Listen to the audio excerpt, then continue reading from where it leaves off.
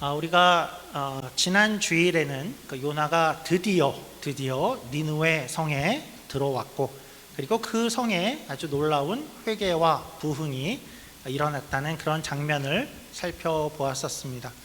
정말 놀라운 그런 장면이었죠. 요나의 선포에 백성들이 금식을 선포하고 굵은 베옷을 입고 지위고하를 막론하고 백성부터 왕까지 나섰고, 또 나이를 불문하고 어린아이부터 모든 이들이 함께 회개하더라 였습니다. 그들이 얼마나 진심이었는지 하는 그런 하나의 장면에서, 그러니까 우리가 이것은 우리가 다 모두가 진지해야 된다 해서 동물까지 베옷을 입히고 동물들도 금식을 하게 만들었다 했습니다. 이 장면이 우리가 보기에는 굉장히 낯설기도 하죠. 동물들은 왜? 이런 생각이 드는데, 이게 당시 고대 근동의 문화, 어떤 특징이었다라고 합니다. 한마디로 우리가 이해하기에 우리가 이렇게 진심이다 하는 그런 표현, 이런 뜻이겠죠. 당시 그날의 니느웨를 우리가 좀 상상해 보면 좀 어떤 날이었을까요? 어떤 모습이었을까요? 아주 큰 소동 같았을 것 같습니다. 왕이 전국에 뭔가를 선포하고 사람들은 다 금식을 하고 또 사람들이 눈물을 흘리고 있고, 거기에 동물들은 물론 회개를 하며 눈물을 흘리진 않았겠지만 배고프다고, 그죠? 먹을 걸 안 주니까 같이 막 울어제끼고 아주 큰 소동이 일어난 그런 니느웨였을 것입니다. 하나님으로 인해서 들썩들썩 모두가 움직이는 그런 성이었겠죠. 가히 하나님으로 인한 그런 부흥의 장면이었다라고 부를 수 있을 것 같습니다. 우리에게도 있었으면 하는 그런 장면이죠. 하나님으로 인한 진심 어린 회개, 또 자신을 돌아보는 것과 우리의 악한 모습, 또 잘못된 강포를 버리고 하나님께 힘써 돌아가고자 하는 그런 모습이었습니다. 참 귀한 모습이고 우리에게도 있었으면 하는 그런 기대하는 모습들이었습니다. 근데 거기에 니느웨의 이 부흥이 더 놀라웠던 이유가 있었습니다. 그것은 거기가 그런 일이 있었던 곳이 니느웨였기 때문이었죠. 다른 도시가 아니라 니느웨가 그랬단 말이야 였습니다. 니느웨는 어떤 도시였냐 하면, 또 그 도시가 속한 아수르라는 나라는 어떤 나라였냐 하면 아주 잔인하기로 유명했었죠. 우리가 살펴봤던 대로 포로를 잡으면 무슨 살가죽을 벗기고 또 포로의 팔다리를 잘라서 끌고 가기도 하고 아주 무서움과 잔인함의 그런 나라였었습니다. 그런 사람들이었습니다. 또 굉장히 강한 이들이어서 성벽이 30m나 아파트 10층 높이나 되고 그 위에는 전차가 3대가 달릴 만큼의 아주 강한 그런 도시였고, 또 그렇다고 힘만 세고 그런 잔인함만 있는 도시가 아니라 고대 시대를 생각했을 때 너무나도 정교한 그런 수로 시스템을 갖추고 또 현대적인 도서관을 갖춘 그런 아주 세계적인 도시였죠. 그러니까 이 사람들은 우리는 니느웨 사람들이야, 부족함이 없어, 세계 최강이지, 자부심이 그렇게 클만한 이들인데, 그런 이들이 순식간에 생각해보면 또 요나 한 사람 때문에 어떻게 이런 일이 있을 수 있을까 한 마음이 들 정도의 아주 놀라운 일이었습니다. 그래서 사람들은 이런 가설의 이야기를 해오기도 했었죠. 어떻게 요나가 혼자 왔는데, 무슨 부흥 선교 미션팀이 온 것도 아니고 혼자인데 어떻게 이런 일이 있을 수 있을까 할 때에 요나의 외관을 이야기하기 시작을 했었습니다. 요나의 외관이 한몫을 했을 것이다. 물고기 안에 머물면서 요나의 외모는 거의 신기하고 기괴하게 변했을 것이다 였었죠. 살은 다 하얗게 변했을 것이고, 위산에 가죽은 뻣뻣하게 굳어졌을 것이고, 머리카락과 눈썹은 다 빠졌을 것이다. 그런 모습으로 니느웨에 나타났으니 사람들이 다 놀라서 야, 저 사람은 뭐냐 하고 더 회개했을 것이다 라는 가설을 이야기를 하는데, 어떻습니까? 그럴 수도 있을 것 같습니다. 그럴 수도 있었을 것 같죠. 근데 또 한편으로 생각을 하면 요나의 이런 기괴한 외모가 그런 모습으로 정말 나타났다면 오히려 어쩌면 사람들이 야, 하나님을 믿으면 저렇게 되나 봐, 야, 어떻게 저렇게 될 수 있어, 가까이 가지면 어쩌면 방해가 될 수도 있었을 것 같습니다. 그래서 우리는 이 니느웨의 부흥이 참 어떻게 이런 일이 있을까 하는 생각이 들지만, 우리는 이런 답을 가질 수밖에 없죠. 요나의 외관이나 모습 때문이 아니라 하나님이 정말로 일하셨구나 하는 그런 하나님의 능력에서 일어난 일이구나 하는 답을 그것이 가장 맞는 답변일 것입니다. 하나님이 일하고자 하셨어. 하나님이 니느웨를 먼저 만져주시니 이런 일이 일어나기도 하는구나 라는 것일 것입니다. 자, 여기까지 왔는데, 그래서 이제 앞으로는 요나서는 어떻게 진행이 될까요? 우리 뒷부분을 이미 성경으로 아시는 분들이 많이 계시겠지만 혹시 모르고 계시다면 더 환영입니다. 한번 나름 우리가 상상력을 좀 발휘해 보죠. 이제 이 이야기는 어떻게 이어질 것 같습니까? 돌아보면 요나서는 굉장히 숨가쁘게 달려온 것 같습니다. 첫 장면부터 하나님이 말씀하시는데 불순종하면서 먼 다시스로 도망간 요나가 있었고, 요나는 배를 타고 저 바다 한가운데까지 나가서 이제는 좀 안심해야 할 것 같은데 폭풍으로 하나님이 거기까지 쫓아온 그런 모습도 있었고, 요나는 거기서도 회개하지 않고 하나님을 찾지 않고 그냥 바다에 빠지겠습니다. 난 니느웨를 가느니 차라리 죽겠습니다 하는 그런 모습도 있었고, 그렇게 검은 풍랑 가운데 던져졌으나 그런데 또 뜻밖의 물고기가 나타나서 삼키게 되고, 거기서 요나는 나를 살리는 하나님이구나 하는 것을 거기서 하나님을 만나고, 이제 요나서 3장에 니느웨로 요나가 왔고, 그리고 니느웨는 기다렸다는 듯이 이제 이 니느웨가 회개하고 놀라운 부흥이 일어났더라까지 왔습니다. 그러니까 어떻게 보면 나올 만한 이야기들은 다 나온 것 같습니다. 이제 이야기가 좀 끝이 나도 될 것도 같은데, 그러니까 말 안 들었던 요나가 회개하고 외쳤더니 부흥이 일어났더라. 참 감동적이고 따뜻한 그런 평안한 마무리일 것 같은데, 다른 성경 같으면 이렇게 끝이 날 수 있을 것 같은데, 요나서는 그러면 요나서가 아니죠. 요나서는 항상 이때까지도 그랬지만 늘 한치 앞을 내다볼 수 없는 어떤 반전의 놀라움과 의아함의 연속으로 여기까지 이어져 왔었습니다. 선지자인데 말 안 듣는 선지자였고, 또 하나님이 폭풍으로 다가와도 또 말을 안 듣는 선지자. 그런데 웬걸 옆에 이방인들은 오히려 거기서 하나님을 경외하더라 하는 장면도 있었고, 니느웨에 갔는데 웬걸 이들이 갑자기 회개를 하더라. 굉장히 반전의 반전, 또 상상치 않은 그런 전개가 요나서인데요, 다시 한번 또 요나서는 우리의 예상을 넘어서게 됩니다. 바로 이제 이어서 요나의 속마음이 드러나게 되는데, 아니 요나의 속마음이 어땠을까요? 요나는 우리가 상상하건대 2장에서 그렇게 물고기 속에서 죽을 상황에서 하나님을 만나고 회개하고 감사하고 멋진 기도를 했는데, 그리고 니느웨로 와서 메시지를 전했는데 요나의 속마음에 무슨 문제가 있을까 하는 생각이 들기도 하는데요. 그런데 그러고 보니까 우리가 3장을 함께 읽었는데, 우리가 읽어온 그 3장을 천천히 다시 한번 보면 거기 조금 이상한 장면들, 이상한 낌새들이 좀 있었습니다. 그러니까 불길한 앞날에 대한 약간의 복선이라고 할 수 있을 것 같은데요, 우선 3장에서 이런 점이 좀 마음에 걸립니다. 우리 3절, 4절을 보죠.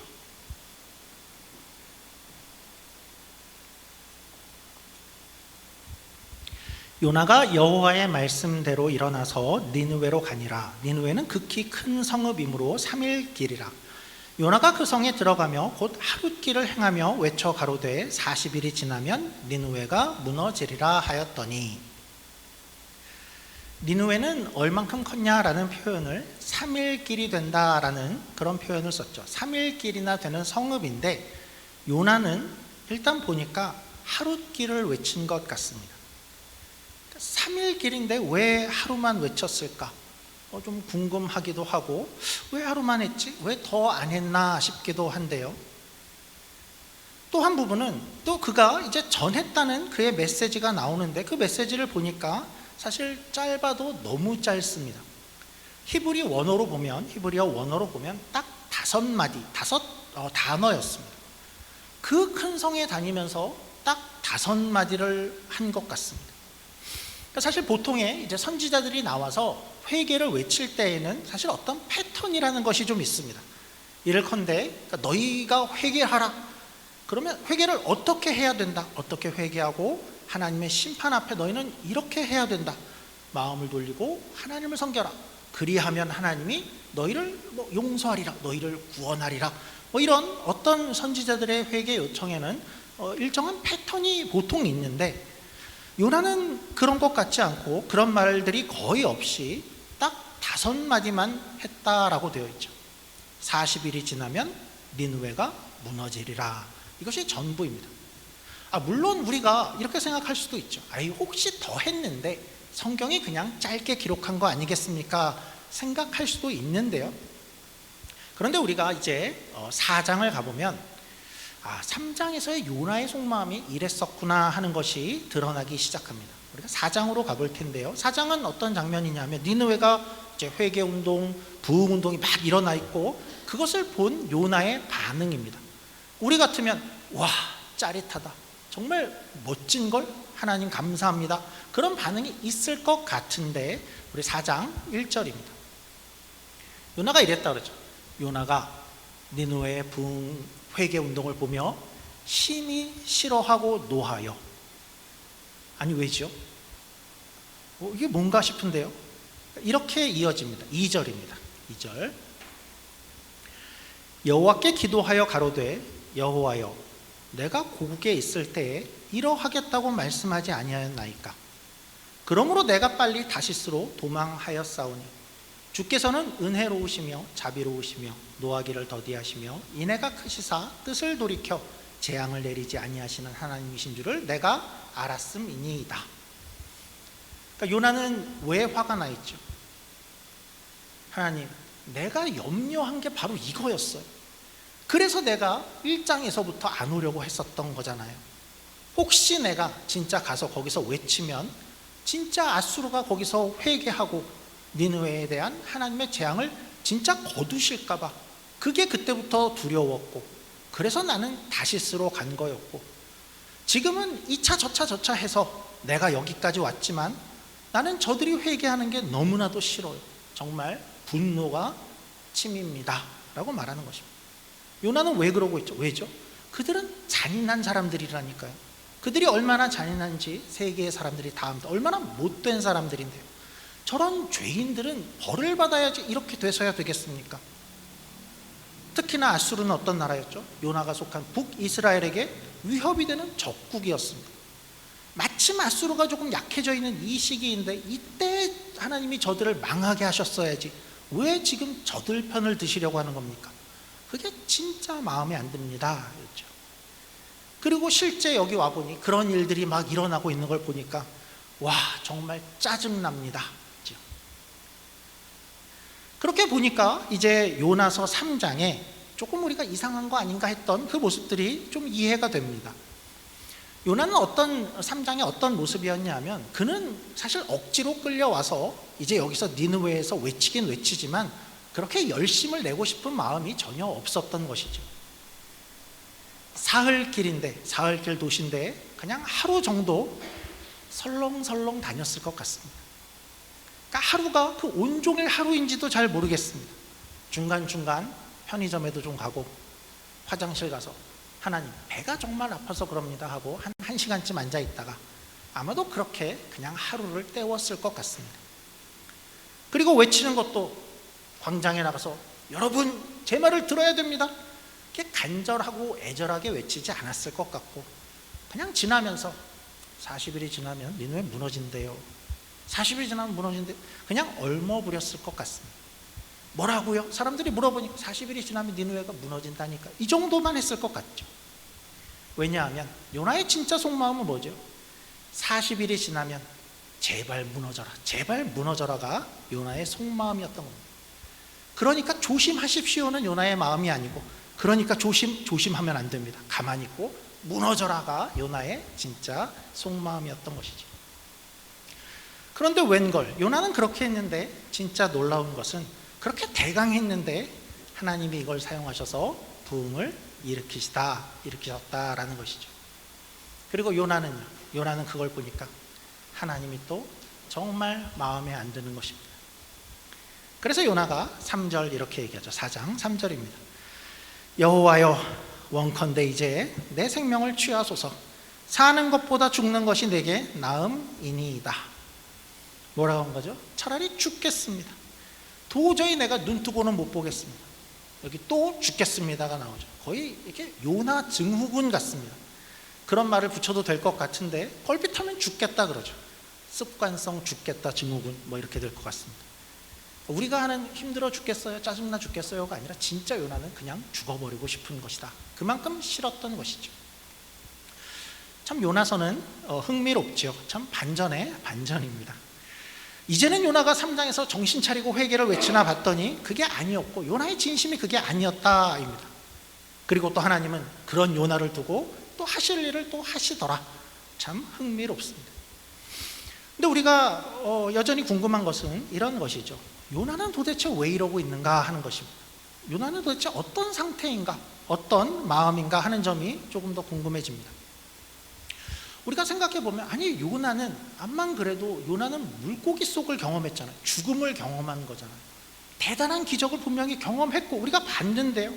물고기 속이라는 전무후무한 그런 기적 속에서 거기서 하나님을 만나고 하나님께 그렇게 멋있는 기도를 드리고 회개하고 감사하고 찬양을 했는데 아니 그렇다면 그게 다 가짜였나요?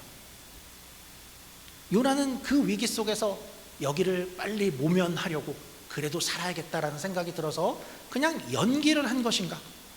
하나님밖에 없습니다, 감사합니다 라고 했는데 다 가짜였나 하는 생각이 들기도 합니다.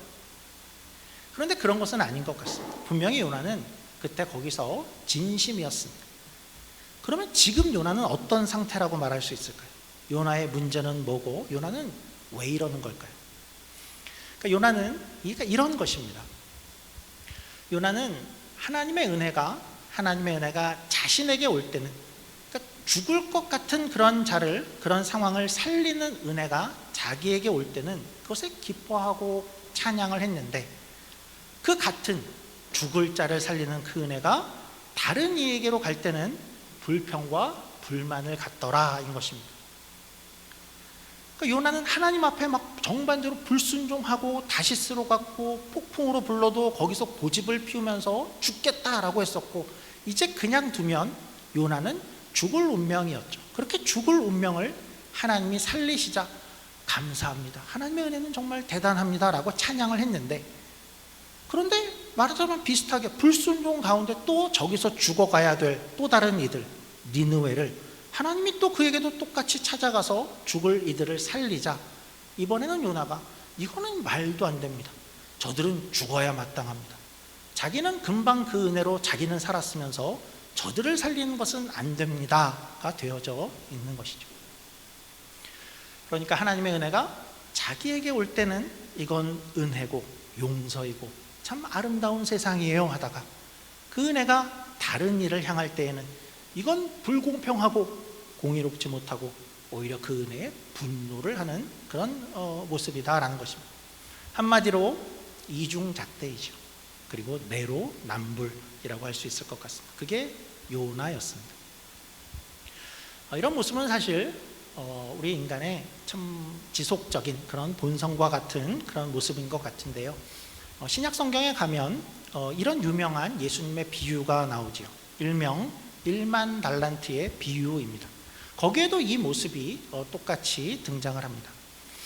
내용은 이렇죠. 한 사람이 있었는데 한 관리가 그 땅의 임금에게 1만 달란트의 빚을 지게 되었습니다. 빚을 진 자가 있었죠. 그 금액이 대략 얼마냐 하면 오늘날로 생각하면 한국 돈으로 한 4조 5조 정도 되고 캐나다 달러로는 한 80억 달러 캐나다 달러 정도 된다고 합니다. 그러니까 도대체 이런 빚을 어떻게 지는 거야 싶을 정도로 말도 안 되게 정말 큰 그런 빚이었다라는 거죠. 그리고 당시에는 빚을 못 갚으면 어떻게 되냐 하면 가족을 팔거나 자녀들을 팔아야 하거나 감옥에 가거나 또는 죽어야 되는 그런 대단한 형벌이 예정되어 있었습니다. 그런데 그 임금이 이제 이 사람을 어느 날 자기 앞에 부르게 됩니다. 그러니까 얼마나 벌벌 떨면서 그 임금 앞에 갔겠습니까? 너무나도 두려운데 임금이 잘 듣거라 하더니 오늘 내가 네 빚을 그냥 없는 것으로 해주겠다라고 이야기를 하죠. 그러니까 이 사람은 어땠을지 우리가 좀 상상이 되죠. 아마도 비유하자면 아마 물고기 속에서의 요나와 같은 그런 마음을 느꼈을 것 같습니다. 나는 이제 끝이구나, 나는 길이 없어, 나는 죽었다라고 생각하고 있었는데 와, 내가 살았다니 기적 같은 은혜다, 감사하다, 할렐루야 했겠죠. 그리고 그 임금의 마음은 어땠을까요? 임금의 이 관리를 향한 마음은 어땠을까요? 아마 이제 이렇게 네가 살았으니까, 내가 널 살려줬으니까 이제 좀 잘 살아봐라 하는 게 임금의 마음이었을 것 같습니다. 하나님이 요나에게 세컨 찬스를 준 것과 비슷했겠죠. 이제 물고기에서 죽다 살았으니 너 이제 한번 잘해봐야지, 그런 마음이었을 것입니다. 그런데 이 사람이 어떻게 하죠? 와, 살았다 막 기뻐 뛰놀면서 길을 나오다가 바로 동료 관리 하나를 만나게 되죠. 그런데 갑자기 이 관리의 얼굴빛이 싹 바뀌게 됩니다. 기쁨은 다 없어지고 감사는 없어지고 얼굴이 냉정해지고 차가워지고 짜증이 올라옵니다. 왜냐하면 그 관리가 자기에게 한 3달치 월급을 빌려가고 안 갚는 그런 사람이었던 것이죠. 그를 보자 그가 어떻게 했죠? 야 이놈아, 내 돈 갚아라 하고 그를 감옥에 넣더라 했습니다. 그러니까 비슷하죠. 빚을 탕감해주는 그 은혜가 내게 올 때는 감사고 기쁨인데, 다른 사람이 내게 빚을 졌어? 그 탕감해주는 은혜가 다른 사람에게는 적용되면 안 돼. 너는 벌을 받아야지, 공의대로 법대로 해야지. 그러니까 완전한 이중잣대 모습이 나타나는 것입니다. 그러니까 우리는 이 요나를 보면서 또 1만 달란트를 빚진 이 관리의 모습을 보면 굉장히 어리석다, 어떻게 저럴 수가 있어, 나는 안 그러지 하는 그런 생각을 하기도 하지만, 과연 우리는 안 그럴까요? 그러니까 우리 일상 속에서 이런 모습들이 종종 나타나는 것 같은데요. 그러니까 저는 이런 기억이 있습니다. 오래전에 한국에서 사역을 할 때에, 저는 서울의 노원구 쪽에 살았고 교회가 사역하던 교회가 불광동 녹번동 쪽에 있어서 그 교회를 갈 때는 그 내부 순환로 북부 간선도로를 타고 운전을 해서 가곤 했는데, 어느 번잡한 시간에 이렇게 좀 가게 되면 그쪽을 이렇게 그 도로에서 빠져나가는 출구를 향해서 출구 앞에서 차들이 아주 길게 줄을 서곤 했었습니다. 그러니까 그 줄이 때로는 굉장히 길어서, 그러니까 초행길인 사람들은 저 뒤에서 오다가 설마 이게 그 출구로 나가는 줄이겠어 할 정도로 아주 긴 줄이었는데, 아는 사람들은 미리미리 차선을 바꿔서 그 줄을 서곤 했었죠. 또 어느 날은 제가 좀 다른 생각을 하다가 이렇게 한두 번이 아니고 사실 몇 번 이렇게 그 줄을 놓치고 쭉 달려간 적이 좀 있었습니다. 그러면 이제 깜짝 놀라게 되죠. 속도를 줄이고 깜빡이를 켜고 굉장히 미안한 손짓을 막 하면서 이제 좀 들어가겠습니다 하고 차머리를 이렇게 늘려고 하면, 이 한국 운전자들은 어떻죠?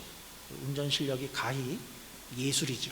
차 앞을 전혀 공간을 안 주면서 쫙 붙여가서 절대로 들어가지 못하게 하는 한국 운전자만의 기술들을 우리가 경험하게 됐죠. 그래서 정말 못 들어가고 있는데 어떤 운전자가 이렇게 양보를 해줘서 들어가게 됐습니다.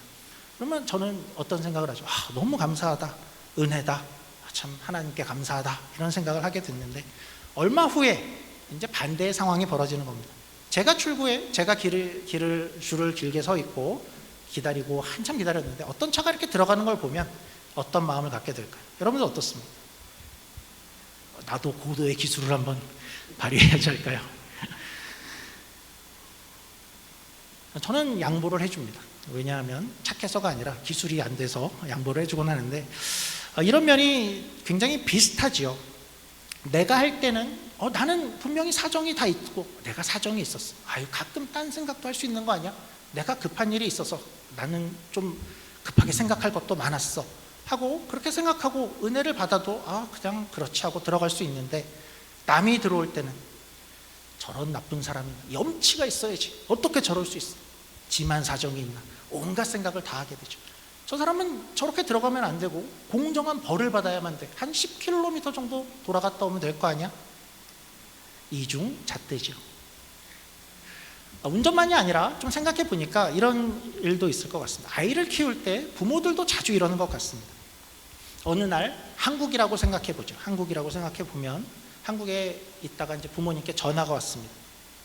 당신 아들이 학폭에 관련이 되었습니다. 폭력이 꽤 심각하게 일어났습니다. 지금 당장 학교로 오셔야겠습니다 하고 연락이 왔습니다.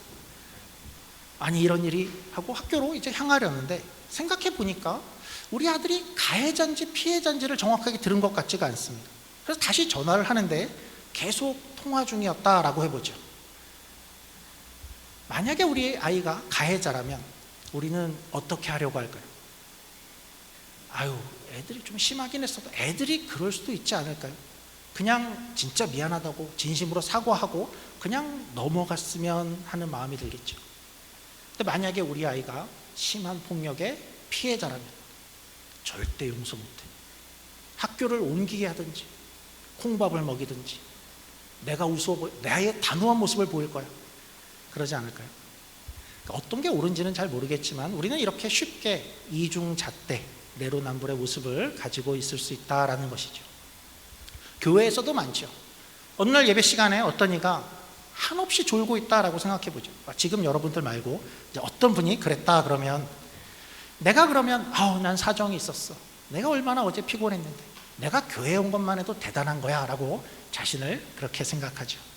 옆 사람이 그러고 있으면 뭐 하는 거야? 이렇게 되기 쉽다는 겁니다.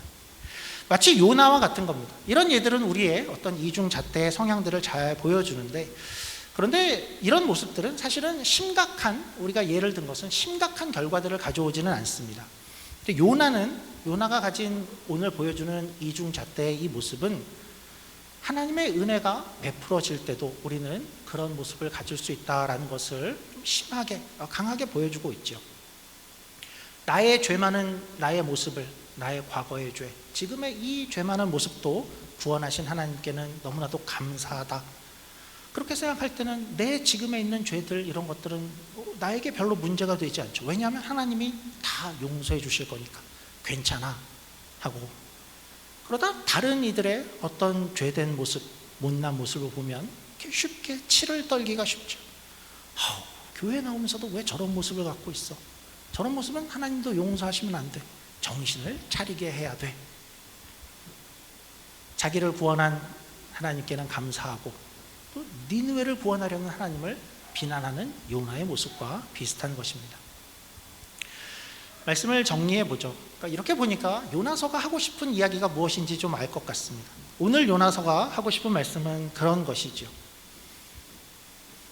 하나님이 우리를 용서하셨다라는 것에 대해서 우리가 감사하고 받은 것만큼 다른 사람들의 죄와 다른 사람들의 잘못도 우리가 동일하게 하나님이 포용하실 것처럼 우리가 포용해야 된다라는 그런 것을 우리가 생각하게 하죠.